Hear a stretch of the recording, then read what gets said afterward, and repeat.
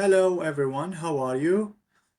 My name is Uthman, I'm your host in this podcast, Uthman's English podcast from Win-Win English. Today we are going to share a story and we're going to discuss the vocabulary in it so we can just maximize our vocab or words in our memory. So let's begin. So our story's title is The Uninvited Guest. So I'm going to tell you the story, and if you heard a word that you don't know, do not worry. We're going to discuss this word after a bit of time. So let's begin with our story, The Uninvited Guest. So Sarah walked into the room with an unmistakably self-satisfied face. Sure that everyone would notice her, she was fadingly pretty, but her confidence made her stand out even more. Her glossy hair shone under the lights, and her dress was conspicuous, grabbing everyone's attention instantly. However, not everyone was pleased. Emma, who had spent hours preparing for the party, was indignant when Sarah arrived without an invitation. "Who does she think she is?" Emma whispered to her friend, clearly upset, but Sarah, lost in her own world, didn't notice that Glarus. She simply smiled, enjoying the moment. So, this is the end. Very, very short story, I know. We need these short stories so we can just focus to level up our words and our vocabulary and phrases. These short stories very effective for learning. So now we have some vocabulary we're going to discuss and learn with the sentences, of course. So we can just, if you didn't understand everything in the story, that's okay. We're going to discuss that now. So the first word is unmistakably. I think this is very clear. Unmistakably, it comes from mistake. So unmistakably meaning impossible to confuse with anything else.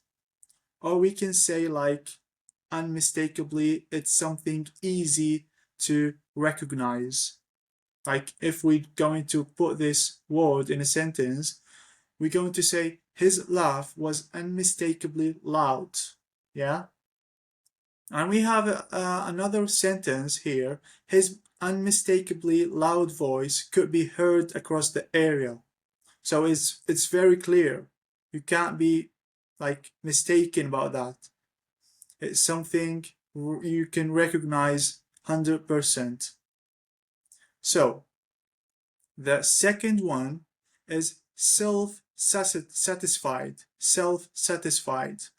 Self-satisfied is feeling blessed with oneself or being proud of yourself. Yeah. So the example, she had a self-satisfied smile after winning the game. Okay, self-satisfied meaning to be proud of yourself. And I think this is not a very positive adjective. I think it's more negative to be proud a lot of yourself. Being proud of yourself is okay, but too much is not okay, I think. This is my perspective. So the third vocab we have is fadingly pretty. So we heard in the story the girl was fadingly pretty. So here the meaning is slightly losing attractiveness, often due to age. So a lot of people when they get older, they're going to lose some beauty of their faces. So we can say this woman fadingly pretty because she already lost the pretty. So example, she was fadingly pretty with lines that showed a life well lived. I didn't like this sentence. We need to create another one. She was fadingly pretty with some reckless now. Yeah, it's easy. It's easy. Fadingly pretty. This woman is fadingly pretty. She lost pretty already. She get old.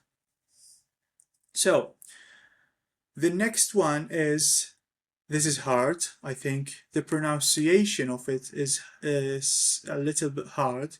Conspicuous. Conspicuous. So conspicuous is something very noticeable or easy to see. This is something very conspicuous, very easy to see, very noticeable. So the example of the sentence, the bright red car was conspicuous. Holy shit. The bright red car was conspicuous on the empty street. So I think we have another sentence here. We can say, yeah, conspicuous. The yellow car was conspicuous in the parking lot. It's easy. Conspicuous. Conspicuous. Yeah, I think the pronunciation is a little bit hard, but yeah, you can do it. It's very easy. So, another word we have, indignant. Indignant. I think indignant, you can maybe just just guess what the meaning from the story. You can read like back there on the story and just try to listen of the contacts on that word and guess the meaning by your own. It's easy, I think. Indignant. Indignant meaning is feeling or showing anger because of something unjust. So the example, he was indignant when he was blamed for something he didn't do. So you're going to be indignant if you didn't learn English fast. I'm going to be indignant if I just didn't reach the fluency that I need to reach. So yeah, I don't think something hard or difficult with these words. You just need to like resave them, like read them every day. Very easy. Very easy. So there is someone told me that I should speak in my language. Yeah, I'm hearing you, and I'm going to speak in my language. It's something hard for me to speak on my own language. I'm from Iraq, and that friend told me that he want to learn the dialect of my country of Iraq. So yeah, شلونك اخبارك اخبارك ضلعي. Yeah, it's very strange to do that. So if you want me to do some of that rambling, I will do it in my language. So yeah, yeah, this is everything for today. We just learned 5 words with a story, very short story, very easy story. So we're going to do this a lot in the next episodes. So yeah, stay tuned, stay focused on your path, stay focused on your English. This is very important of your life. So yeah, take care of you, and I'm going to see you today. Not today, tomorrow, maybe tomorrow.